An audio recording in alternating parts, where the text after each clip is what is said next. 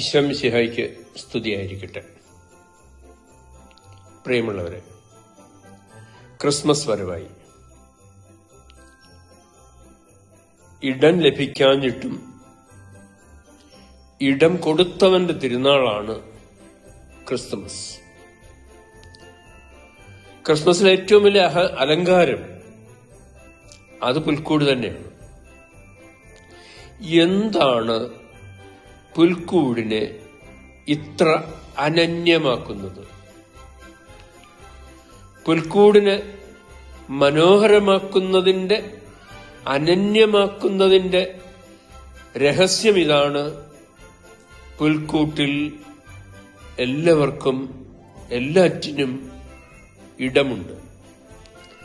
ഈശോയുണ്ട്, മാതാവുണ്ട്, ഔസേപ്പിതാവുണ്ട്, ആട്ടിടയരുണ്ട്, രാജാക്കന്മാരുണ്ട്, കന്നുകാലികളുണ്ട്, ആട്ടിൻകൂട്ടങ്ങളുണ്ട്, മാലാഖമാരുണ്ട്.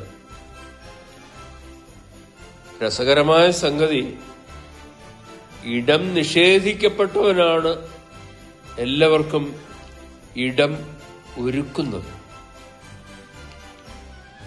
പിറവിയിൽ മാത്രമല്ല, ജീവിതത്തിലുടനീളം ഇടം കൊടുക്കുന്ന ഒരു ജീവിത ശൈലിയാണ് മിശിഹായുടേത്.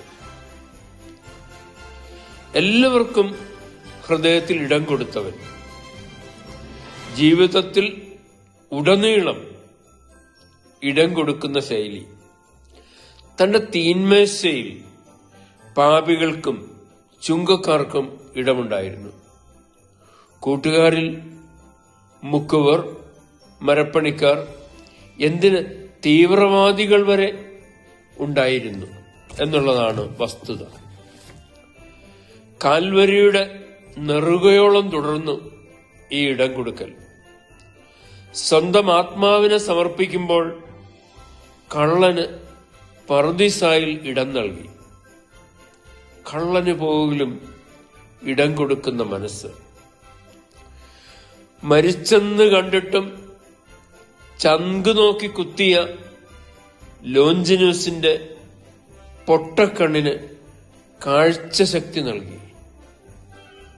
ചങ്ക് പിളർന്നവന് ചങ്കിൽ ഇടം നൽകി.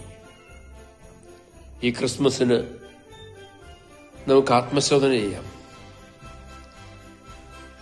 ആർക്കൊക്കെയോ നമ്മൾ ഇടം കൊടുക്കാനില്ലേ? ഒരു ഫോൺ കോൾ, ഒരു അനുരഞ്ജനം. നമുക്ക് ക്രിസ്മസ് ഇടം കൊടുക്കുന്നവന്റെ ഉത്സവത്തോട് ചേർന്ന് ആഘോഷിക്കാം. ആമേൻ.